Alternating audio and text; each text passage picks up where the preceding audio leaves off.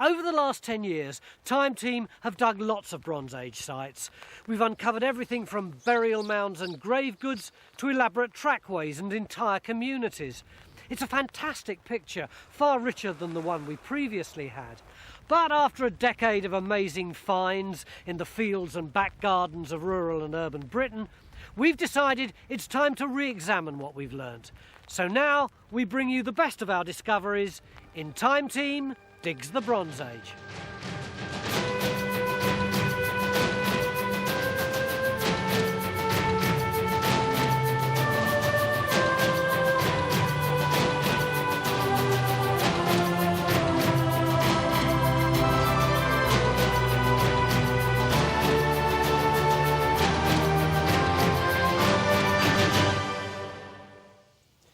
In 1990, someone flew over this Worcestershire field and took this aerial photograph. You can see all these extraordinary crop marks that aren't visible from the ground. But what are they? Well, we've got two clues. A couple of fields in this direction, archaeologists have discovered vast amounts of pottery and evidence of houses and deep pits, all of it Bronze Age, and in such large amounts, it's considered to be of national importance. The challenge was interpreting all these lines. Could this have been a building, or was it a ditch surrounding a settlement? Were these rubbish pits? And might this have been some type of trackway? Trench 1 went in over the ditch.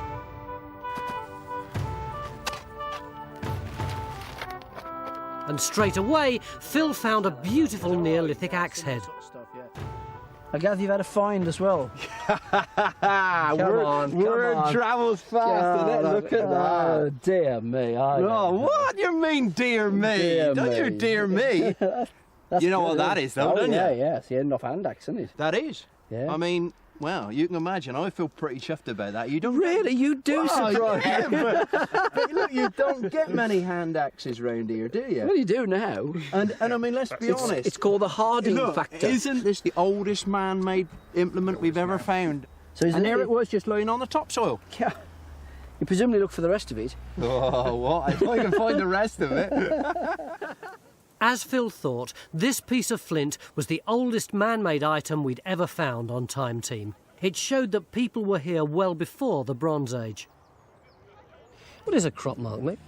Well, it's a mark you see from the air in the crops that might or might not indicate archaeology, but I can show you best with the diagram. If we take a surface of the ground and we've got a big pit dug into it, and let's say this is limestone or gravel or some well-drained soil like that, then this is full of gunge and you know, filled up with soil and all the rest of it. When you put a crop over the top of that, what tends to happen is that crop will grow, but where it grows over that ditch, it'll be very much taller because it's drawing on a greater depth of plant nutrients to give a richer crop. And then when it ripens, this bit of the crop will stay greener longer than the rest when it's ripening because it's drawing from a greater depth of moisture and so on in the ditch. And so if you happen to be flying over at the right time and the crop happens to be registering that effect, then you'll see these dark lines from the air. And of course you can get the opposite effect, which is if you've got, for example, a Roman villa or a Roman road, and so you've got stonework in the soil, then the crop growing in the field there will be stunted. Will be smaller, yeah. Yeah, be stunted over as it grows over that stonework, and then when it's ripening, that bit of the crop will wither and go yellow before the rest of the crop. So you might see, you know, white lines in your crop, or light lines. The lower half of your face looks like that, actually. Down the road half a mile away at a sewage works, there was another crop mark that interested us. These are sewage tanks. But what were these lines?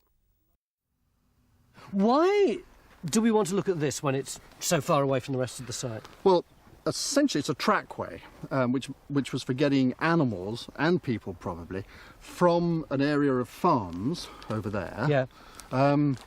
along the edge of the river, towards the site that we're going to be working on. So, I mean, they may be closely connected. It may be the same people using it.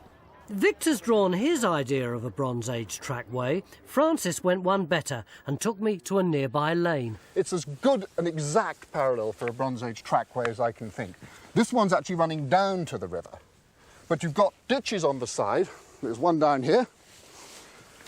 It's got a bit shallow now. It would originally have been much deeper, and it's still holding water. And then instead of a laid hedge, we have a fence on the side, but basically the point's to keep the animals in. So who would have made the decision to create this? Whoever made those decisions made them in consultation with other people, because this landscape isn't laid out piecemeal. It's not one man and his dog fetching some livestock down to the river. It's a carefully organised landscape. So although trackways like this look pretty idyllic to us today, there's actually local politics at work. Local politics, and this is a working landscape. Mick opened up a trench to look for the trackway which was on the aerial pictures, and throughout the day it just got bigger and bigger. What is it then? OK, well, let me put you in the picture, and you, Tony, as well. This is our enclosure ditch. Yeah. With one side coming along there, and the other side you're coming along there, OK? And that comes up to our trackway, which is running off this there here? on that side. On this side, here's the other side of the trackway. Not coming right through. That's right, you can see that. Yeah. And look what it's got on the outside of it. A nice parallel flanking ditch. Yep. So that is what we were seeing on the geophysics.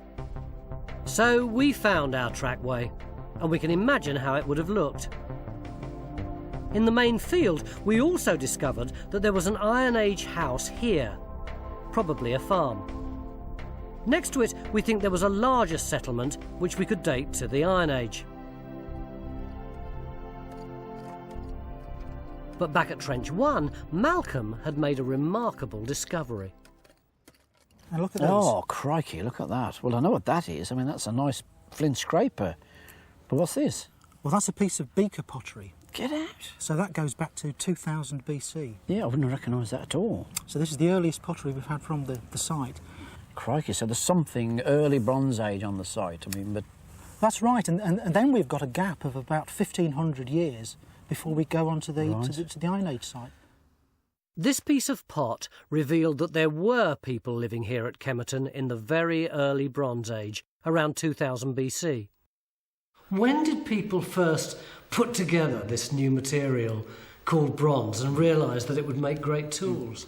So far as this country goes, probably about 4,500 years ago. And strictly speaking, they started with copper before they turned to bronze. And in fact, on the continent, people normally talk about a copper age, which is a term that's never caught on in this country. Once we're in the Bronze Age, did everything sort of stay the same? No, there's a very big change. For a start, it's unlikely that the first metal had an enormous impact in practical terms. People went on using stone far more than they used metal. It's only halfway through the period that you really get the development of a varied toolkit that performs most sorts of useful functions. And at much the same time, the archaeology as a whole changes. In the first half of the Bronze Age, it's much easier to talk about burials, to talk about ritual sites, stone circles, and the like. In later half, there's much more evidence for settlements, houses, field systems, land boundaries, and even the very beginning of hill forts. At Whaddon in Dorset, we again found ourselves on the trail of a prehistoric settlement that must have been occupied over many centuries. The evidence was in the profusion of lumps and bumps in this aerial photograph, and particularly in these gardens. The owners had amassed a tantalising collection of medieval, Roman and Iron Age pottery. While surveying the landscape, Stuart noticed several features worth a closer look. There were two trackways showing up on the side of the ridge. This one he thought was medieval, but the higher one was older. Why? Because this medieval field boundary goes right over it. This prehistoric track, which could be Iron Age, led to another earthwork, which Stuart was excited by. And this is that curved enclosure that Yeah. I was badgering you about. Yeah. That is an earthwork Don't understand what it is, but this trackway heads towards it. By day 3, we dug a huge trench across the circular earthwork. Good God! Some the foundations for a hotel or something. Why did you dig so deep? Following the fill. What, this sticky clay This stuff? cut down there. That's all fill, that's not just natural. No. What it is an enormous ditch, huge, with a bank on this side. Hang on a minute, hang on. The ditch is going that way. Yeah. We kept pursuing it because there was clearly an earthwork here. We had to keep going with it.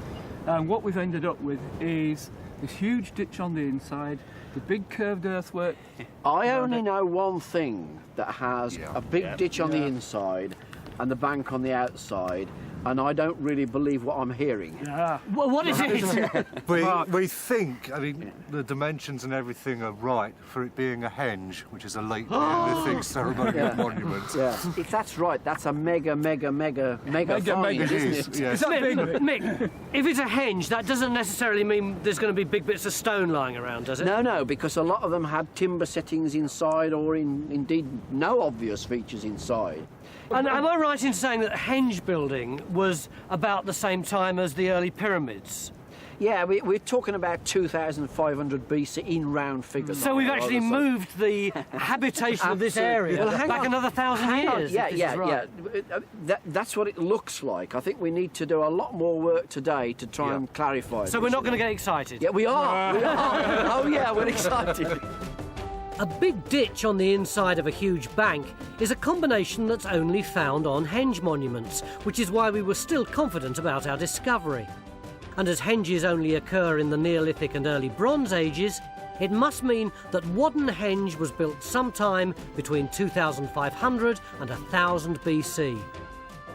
So what started with pottery finds in one garden resulted in a whole landscape being revealed.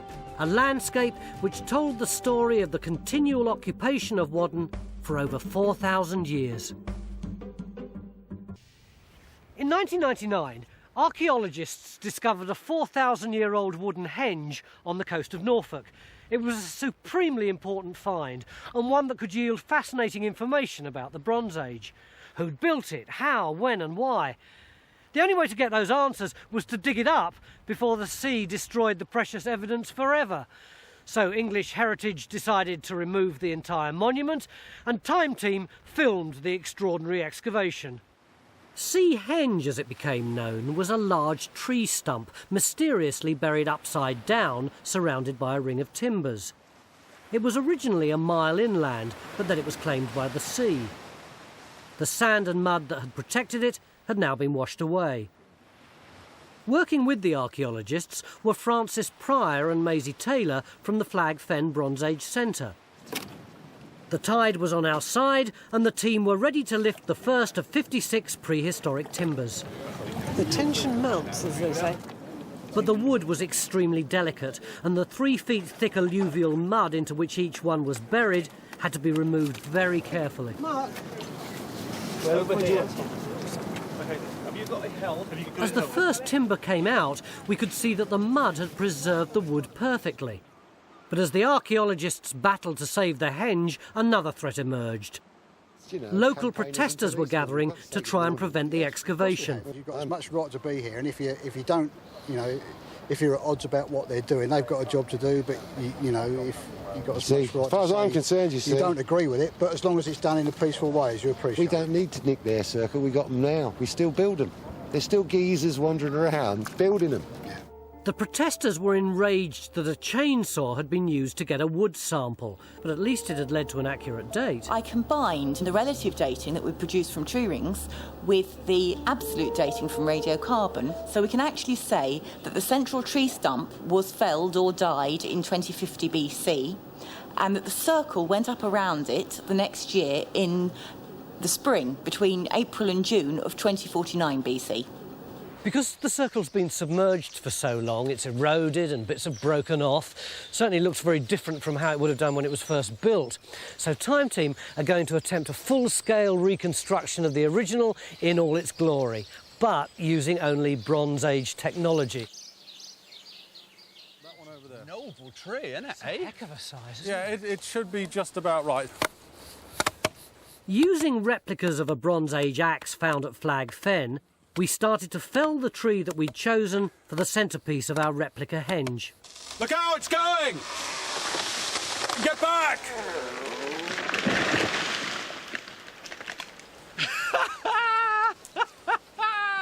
Exactly. Well done! Brilliant! Now all they had to do was dig out the stump. The excavated timbers were being preserved at the Flag Fen Bronze Age Centre. Come and have a look at this, Damien. Oh, I can't resist. Water's cold. That is superb. Isn't that good? And they are big. They are really big. And we would expect then that all these marks would be made by the same axe? Each axe had left its own unique cut mark on the tree stump, so we could even work out how many people it took to chop it down. At the excavation site, the battle over the archaeology heated up. And stop work and try to stop any more destruction to this, then we can come to some mutual, happy, because I think that's where we're both trying agreement. to get to the same place, aren't we? Some understanding. Understanding, yeah. That's it. But by destroying it, by taking it away from this place, this specific point on the land, by cutting pieces out of it and taking down the outer circle, is not going to help us really understand it at a deeper level. It might help on the intellectual level, yeah, this bit was dated to such and such a day, but not to really understand why it's here and what they... The motivation was by putting it there and such like, really. So is it going to? There's some demonstrable way in which this this monument can be understood by leaving it on the beach. Most definitely, yeah. Most definitely, in working with it as a circle, you know, like other sacred sites around the country. What's interesting is that the people who are objecting to us digging the circle don't actually seem to want to know any more about it. And they seem to think that just by existing, it's got some sort of force, which possibly was true for the people who built it. At last, the archaeologists could begin removing the great inverted tree stump. It was the defining moment. Could the 4,000-year-old tree bole withstand a lift, or would it simply fall to pieces, along with whatever secrets it held?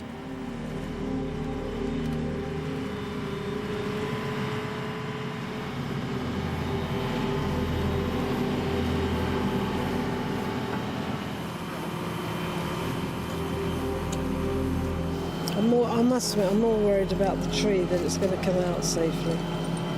That's all. It's been there a long time.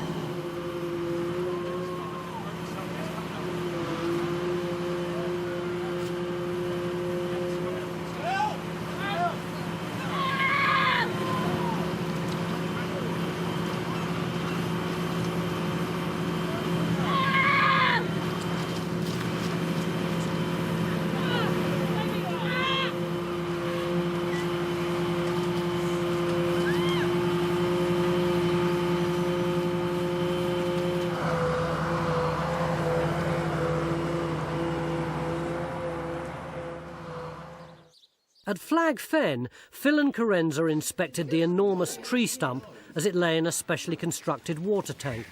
What's it weigh? Well, we estimated between 2 and 2.5 tons. Oh, look, there's even more honeysuckle around here. Oh, yeah. So, this is the first time this has seen the light of the day for, what, 4,000 years? That's right. The last person who saw this was the person who put the tree in the hole. Gosh. Around one side of the tree were strands of honeysuckle twisted into rope, which appeared to have been threaded through a hole specially cut in the side of the stump.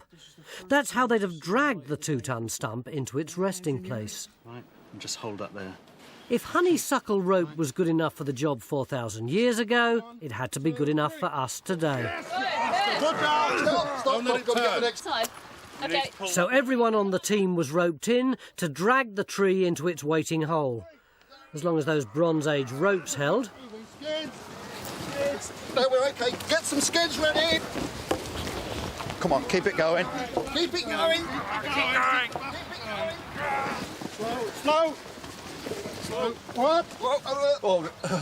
The moment of conception is nigh. Now tell me this isn't a fertility symbol. Could get the rollers out the way. A bit close. Oh, hang on. Go in. Needs to go a couple of inches further forward. Hey!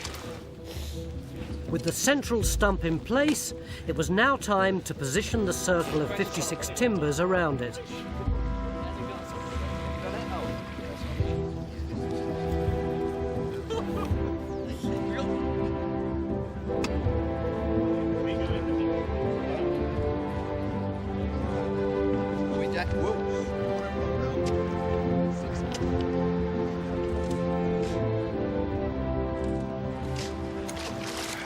Okay. Damien, what do you reckon it was? I don't know. I mean, we've been focusing on getting the thing up in time. That's been our main concern at the moment. And what But do you get a thinking. feeling of it? Yes, fatigue. No. It is weird. I mean, when you look at that stump inverted, that is a most weird thing. I think the symbolism of the spring-felled oak going into the earth is pretty solid. How do you feel about that? I think that's a terribly male perspective, that is. That's typical, the idea. It's a big male fertilisation thing. I think it's all about containing the tree. I think it's almost disposing of the tree. It's something, the tree is being neutralised almost. It's much more like getting rid of it. It's a burial for the tree. It's not the geographical place that's weird. It's the circle that's weird and the tree stump that's weird. And we didn't create it. It's created itself. It's a very interesting sort of fenced-in area, this. And, you know, I'm a pretty cold-blooded character about these, but, you know, a big tree in a space like this does feel very strange. It's like almost like a prison, but you can see through it. And then from the outside, you can just see this through the slots. A specially built structure to do with death and the migration of a soul into the next world. So it was partly to contain that special journey. They put that wall around. What went on the central tree, I don't know, but it's deliberately going down. The tree is a sort of symbol of life, and it's pointing down to another world below the surface. But I think what is amazing about this reconstruction is it really gets your brain going. After all these months of sweat and hard labour, this is the closest approximation we can get to what this wooden circle would have looked like 4,000 years ago. And it's only when you come inside it that you begin to get some kind of feeling of why those Bronze Age people would have been prepared to invest such an enormous amount of labour with such rudimentary tools in chopping that big tree down, lugging it however far they lugged it, and then inverting it and dropping it into this big hole. Because whatever it was for, it still has an enormous sense of power and mystery around it.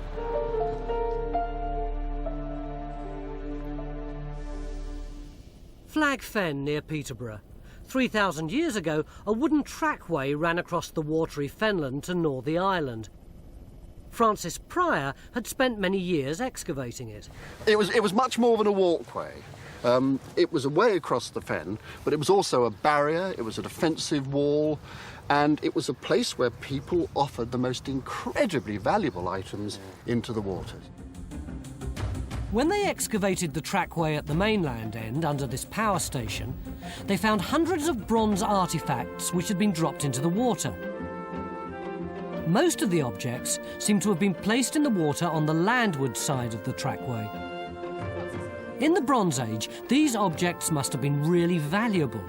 So why would people throw them into the water? That's the sort. This is broken, isn't it? Was it like that when you found it? Yes, yeah, actually we found this bit, which joins on there obviously, about sort of a metre away. It wasn't very far away at all. It's been broken to take it out of this world, to make it an item for the next world.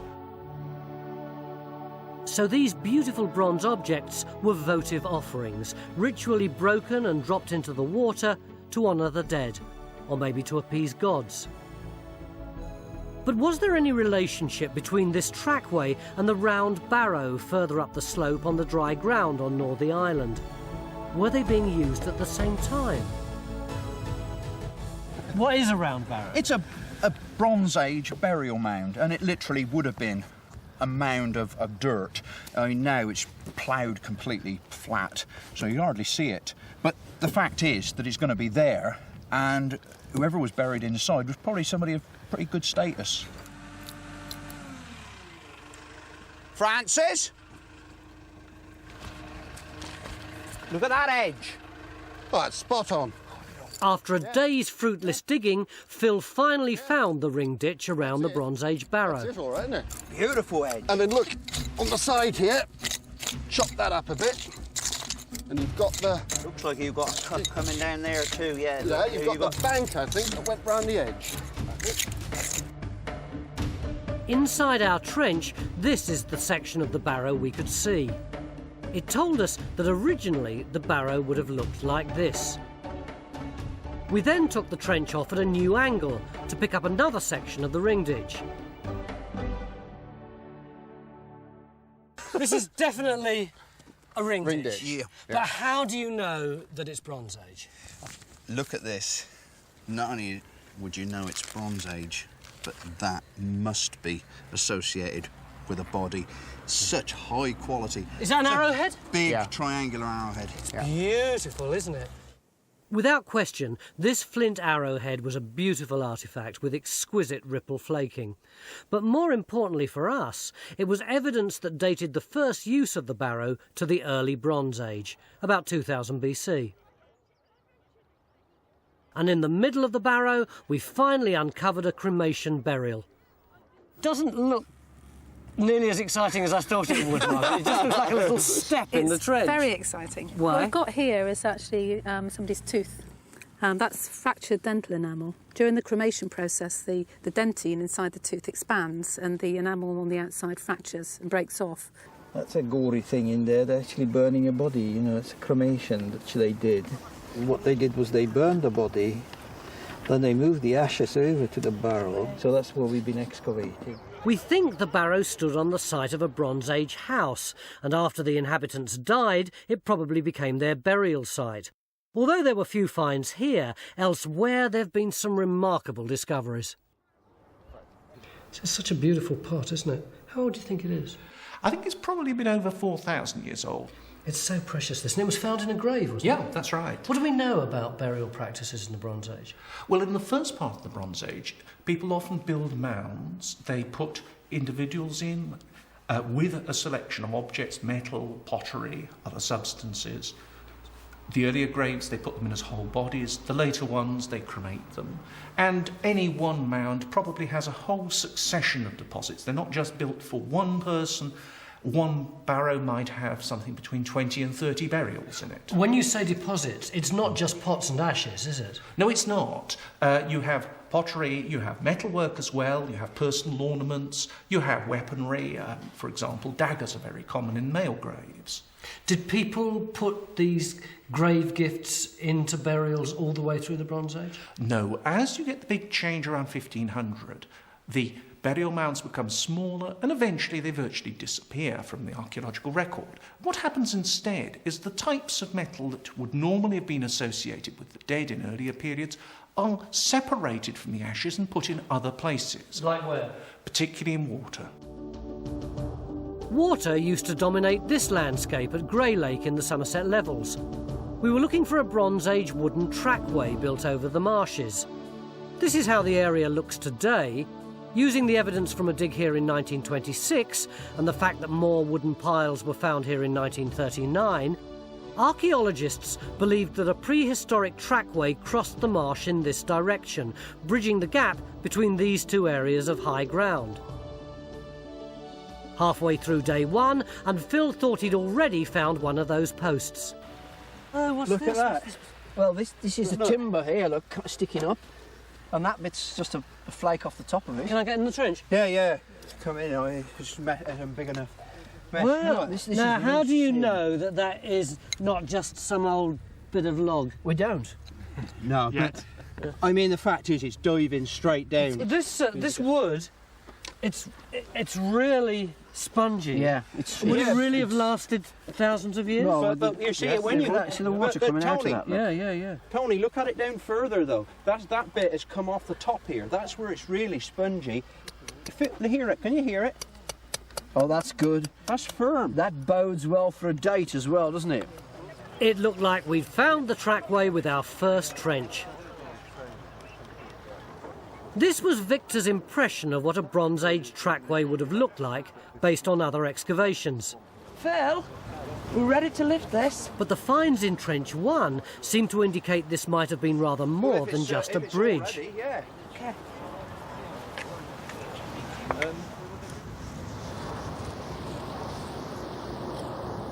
It's in remarkably good condition, isn't it? What is it? Which one is it? Humerus, is it? Bone is something that's rarely found on the Somerset levels because normally the soil's too acidic for it to survive. It's a human upper arm. Yeah. Is it? The humerus of many animals is more shorter and truncated and far more robust, whereas the human humerus is longer, more elongated. All right. But it looks like an adult bone, and you can also say what side it's from. It's from just here. Yeah. All right. While the archaeologists puzzled over what this bone was doing here, we tried to construct our own trackway across the nearby marsh using nothing but prehistoric materials and tools. You've got an accent, Tony, I see. On the lender hand. Well, this is a noble tree, Well, isn't it certainly is a bit of a beast, isn't it? It's an oak, 200 years old. The first job, cutting the bark off, gave me a chance to try out my Iron Age axe. What's that axe like, Tony? It's very good. I didn't realise it would be anywhere near as sharp as this. We were going to try and split this oak into planks using nothing more than a mallet and a series of wooden wedges. This is a traditional way of splitting timber like this oak, which has been used from the Neolithic through to the present time, really, mate. Oh, you can see it probably going along there, but certainly at the end here, we're opening right the way up. We've just got to make sure it keeps running straight to the centre. Yes. That's enough of that one. It's quite scary when you hear it go. You know you don't want it to go too far. The technique was simple enough, but the task itself required more than just patience and brute force. The skill in achieving a decent-sized plank was in deciding when to follow the natural grain of the wood. While I was splitting planks, the archaeologists uncovered what they thought might have been the remains of a platform in Trench 1. You've got this piece, you see. To point it out, Richard, this one here. It looks like a plank fragment. It's had a mortise hole cut in it. We've got more fragments of planking up here. We're getting uprights here, so it looks like it is within the structure. It might be a more complex structure, which might not just be a trackway. You're being cagey. I don't understand what else it could be. Well, we do know of other prehistoric sites that had lots of piles and lots of wood associated with them, but weren't necessarily just trackways, like Flag Fen. Yeah. And what was that?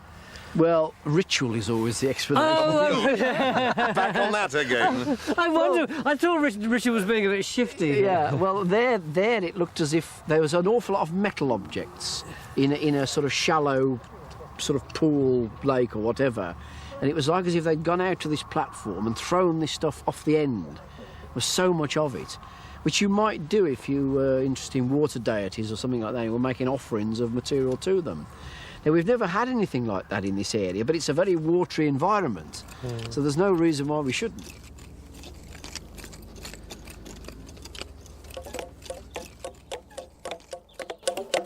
Positively musical, isn't it, eh?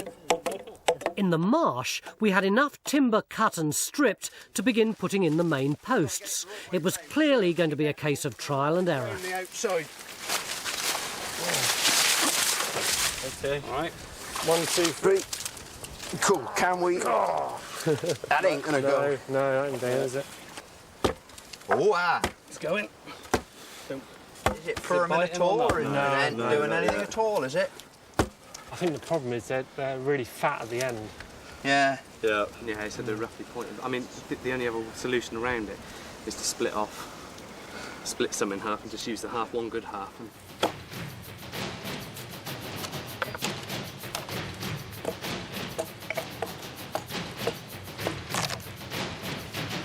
At the main trench, Jenny was finding more timbers.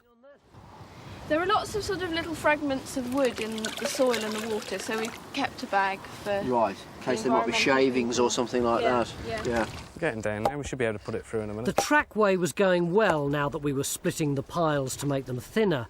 Each lesson learnt was making progress quicker, like making a small hole first before trying to push the pile in. There you go, look, there's another lesson. What? Creating these woodworking chips on site. Oh, and Jenny just found a load of little chips down in the bottom of one of the planks. Oh, there you go, there it is happening, look. Right, now what we want you to do now, Tony, is stand on this bit, if you could. Hold the top and jump up and down, please. That's the technique. Serious? Yeah, this is the technique. If I fall off, this isn't a wind-up. No. Not at all. God, how do I get As if we do. And just jump up and down? Just jump up and down. No, in my weight, it's not going to make any difference. It's going. It is going. Is it? Yes, it is. But the question remained, how old were the wooden trackways? Earlier, Mick had sent some samples off for dendrodating. Have you got anything to tell us?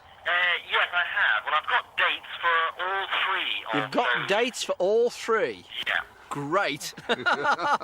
We are all waiting here, absolutely agog. The structure date, I think you're looking at a date of around about, let's say, 900 BC. Felling date of 900 BC. Yeah, which is Bronze Age.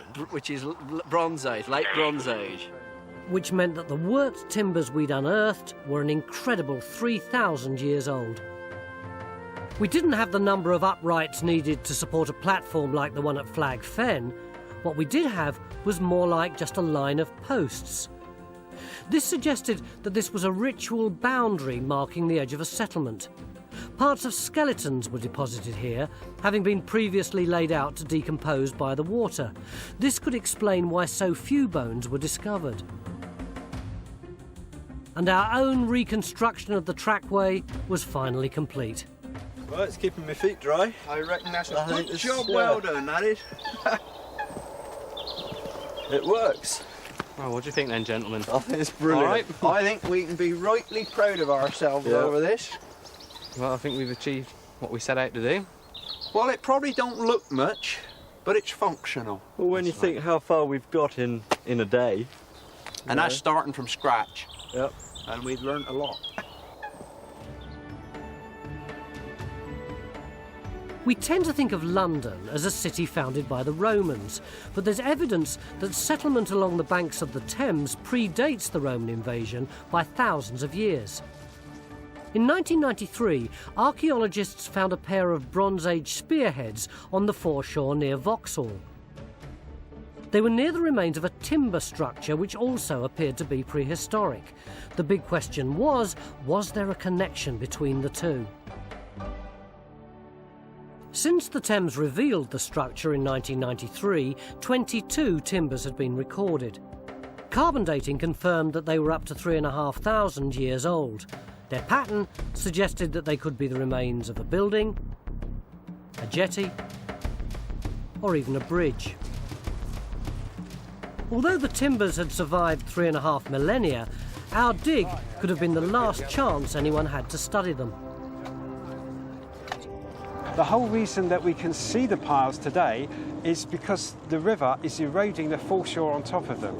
So once the foreshore, which has sealed them for 3,000 years, has been washed away, then the river starts on the piles themselves, and it's eating those away as well. So they've only got a limited life. We started our investigation into this mysterious structure by looking at one post in particular to see what it could tell us about this possible building, jetty or bridge. The top of the one we chose appeared to be in good condition, but the eroding shoreline meant it might not have survived much longer if we didn't remove and preserve it.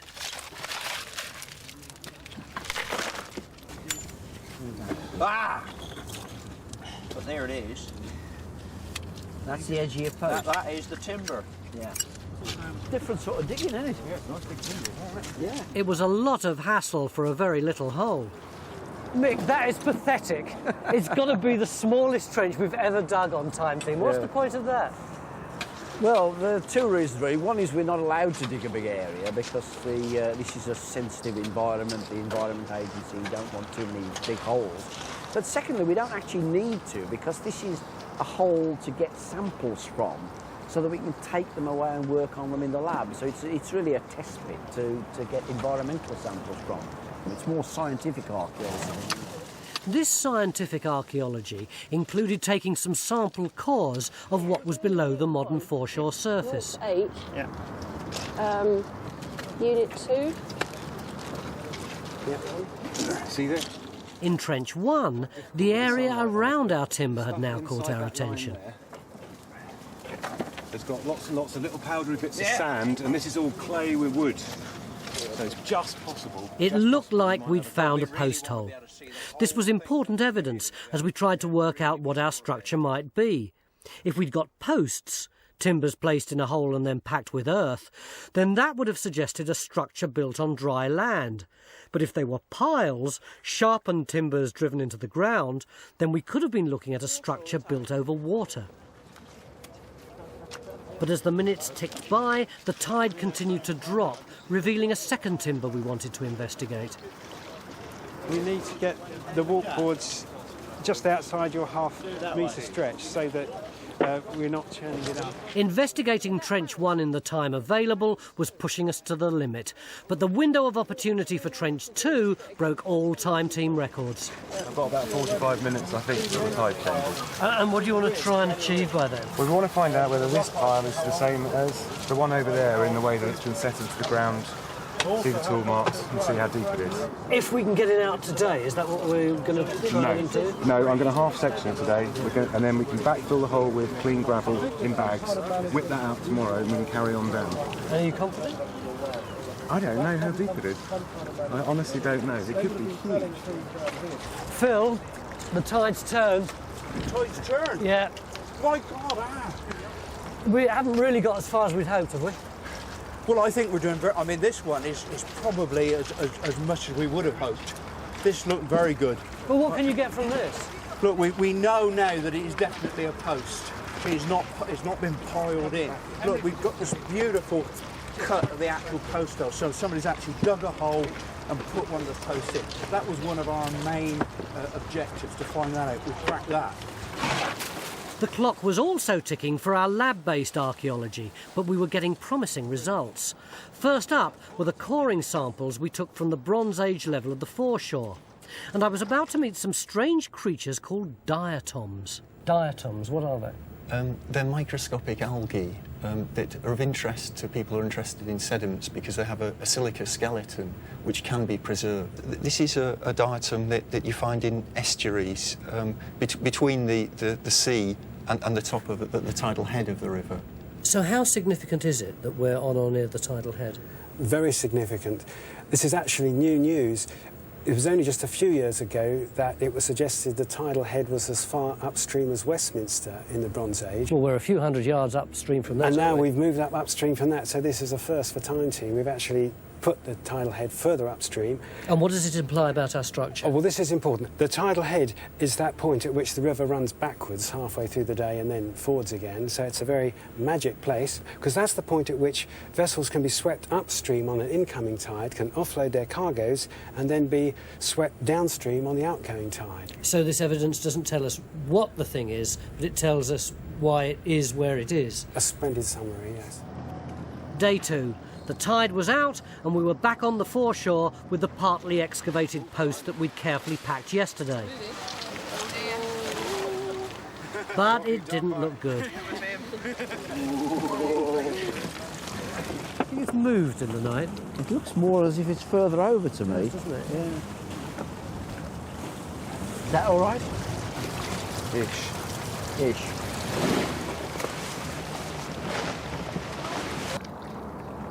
In fact, it was not all right. As we removed the last gravel bags from the trench, our worst fears had been realised.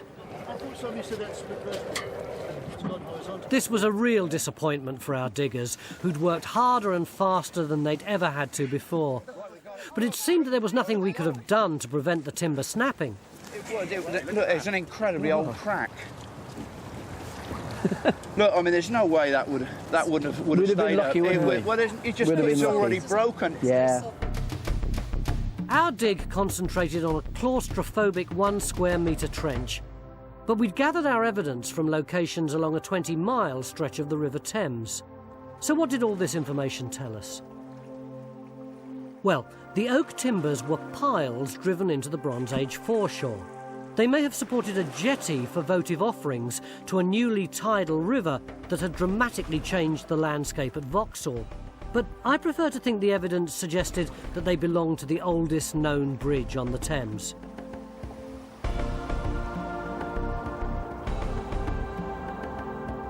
Today, the London foreshore is a mass of concrete and steel. But 3,500 years ago, it would have been lined with reeds, and our walkway would have connected the shore to an island created by the swirling confluence of the Thames and its tributaries.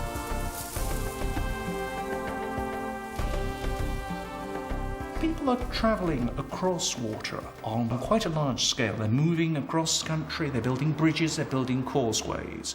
The whole landscape is opening up, and as people cross water, particularly important stretches of water, it seems that they often made offerings. I don't think it follows that all the walkways are built simply to facilitate offerings, but certainly it made it a lot more feasible. While our Bronze Age people were building this fantastic edifice into the Thames, what was going on around them in the rest of the world?